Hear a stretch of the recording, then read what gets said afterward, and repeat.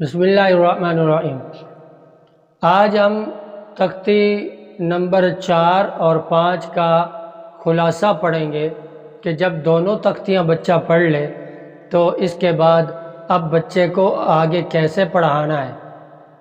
تو یاد رکھیے گا بچے کو ان دو تختیوں کا خلاصہ سمجھانا ہے کہ اگلی جو چھٹی تختی ہے یہ ان دونوں تختیوں کا مجموعہ ہے۔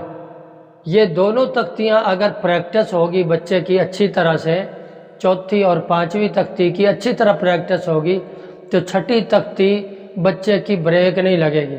عام طور پر کیا ہوتا ہے کہ بچہ جب چھٹی تختی پہ آتا ہے تو اس کی بریک لگ جاتی ہے،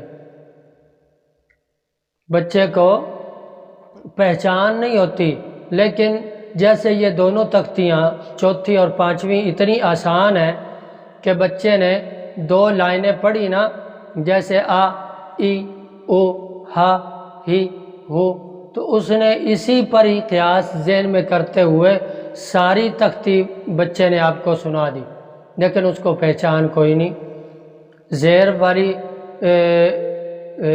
زیر والا کوئی بھی حرف ہو تو اس کی پہچان کوئی نہیں، زبر والا حرف کوئی ایک پوچھ لو تو پہچان کوئی نہیں۔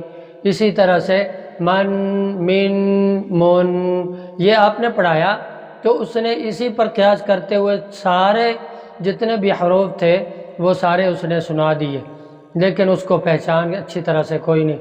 مطلب آپ نے بچے کو جب یہ دونوں تختیاں پڑھا دیں، اب بچے سے الٹا بھی سنیں۔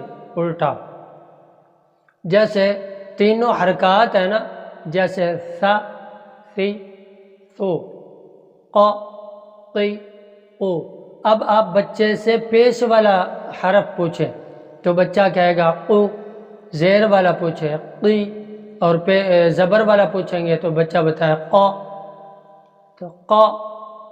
تو اسی طرح سے الٹا سیدھا ایک ایک کر کے ق، ث، م، جی، لا، ق، مو، اس طرح سے آپ ایک ایک لیٹر کر کے بچے سے پوچھیں۔ جب یہ زبر زیر پیش والی تختی اس کی پکی ہوگی، یاد ہوگی، ریڈی ہوگی، اس کے بعد آپ تنوین والی تختی سے آپ اندر سے لفظ پوچھیں گے، اور الٹے بھی پوچھیں جس طرح پہلی تختی کا میں نے بتایا، اور اسی طرح سیدھے بھی آپ پوچھیں۔ پھر ایک لیٹر، ایک حرف آپ تنوین والی تختی سے پوچھیں، اور ایک حرف آپ اس سے پوچھیں حرکات والی تختی سے، یعنی زبر زیر پیش والی سے۔ آپ بچوں سے جیسے جیم پہ 2 زبریں ہوں تو بچے کو آپ اس پر انگلی رکھیں گے تو بچہ فوراً بتائے جان، اور پھر ایک زبر والی جیم جو ہے اس کے اوپر آپ انگلی رکھیں تو بچہ فوراً بتائے جا۔ اور اسی طرح سے میم کے نیچے 2 زیریں ہیں تو بچہ پڑھے گا مین، پھر ایک زیر والی جو میم ہے یا کوئی بھی ایک زیر والا حرف ہو تو اس کے اوپر آپ انگلی رکھیں تو بچہ فوراً بتائے می۔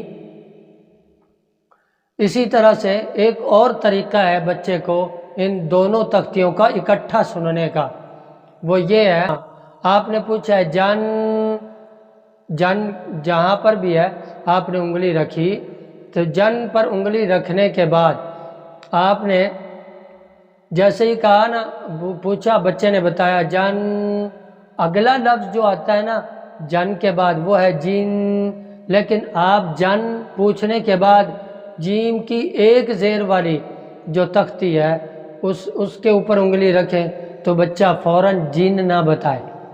جن بتانے کے بعد بچہ فوراً ایک زیر دیکھ کر بچہ فوراً بولے جی۔ امید ہے یہ بات سمجھ میں آ گئی ہوگی۔ اس کے بعد آپ نے بڑا امپورٹنٹ کام جو بچے سے کروانا وہ یہ ہے کہ آپ قاعدہ نورانی بند کر دیں۔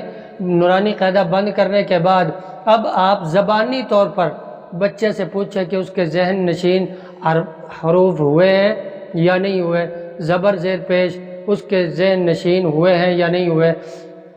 تو آپ بچے سے پوچھئے زبانی طور پر کہ جیم پہ زبر آ جائے تو کیا پڑھے گا، بچہ بتائے جا، اسی طرح لام پہ زبر آ گئی تو بچہ فوراً بولے اللہ.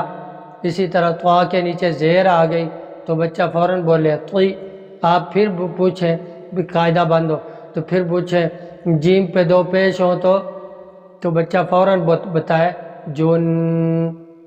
امید ہے یہ دونوں تختیوں کا خلاصہ آپ کو سمجھ میں آ گیا ہوگا.